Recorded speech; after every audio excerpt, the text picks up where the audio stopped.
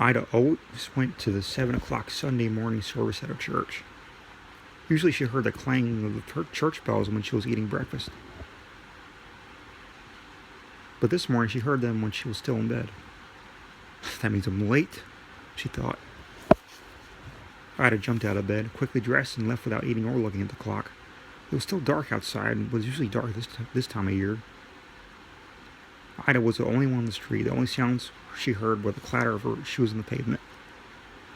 Everybody must already be in church, she thought. Ida took a shortcut to the cemetery. Then she quietly stepped into the church and found a seat. Service had already begun. When she caught her breath, Ida looked around. The church was filled with people she had never seen before. But the woman next to her did look familiar. Ida smiled at her. It's Josephine Kerr, she thought. But she's dead. She died a month ago. Suddenly Ida felt uneasy. She looked around again.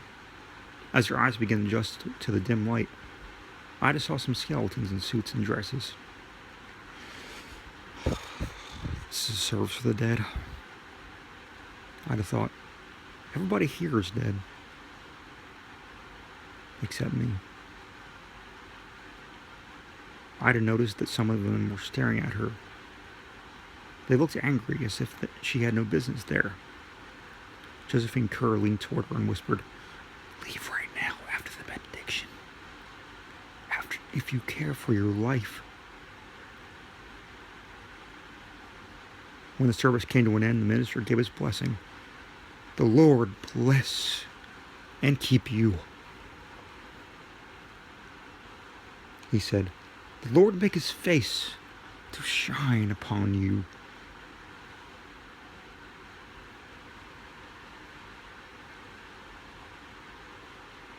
Ida grabbed her coat and walked quickly toward the door. When she heard footsteps behind her, she glanced back. Several of the dead were coming toward her. Others were getting up to join them. "The Lord lift up his countenance to you," the minister went on. Ida was so frightened she began to run. Out the door she ran, with a pack of shrieking ghosts at her heels. "Get out!" one of them screamed. Another shouted, "You don't belong here," and ripped her coat away. As Ida ran through the cemetery, a third grabbed her hat from her head. "Don't come back!" it screamed, and shook its arm at her. By the time Ida reached the street, the sun was rising and the dead had disappeared. Did this really happen? Ida asked herself. Or have I been dreaming? That afternoon, one of Ida's friends brought over her coat and hat, or what was left of them. They'd been found in the cemetery, torn to shreds,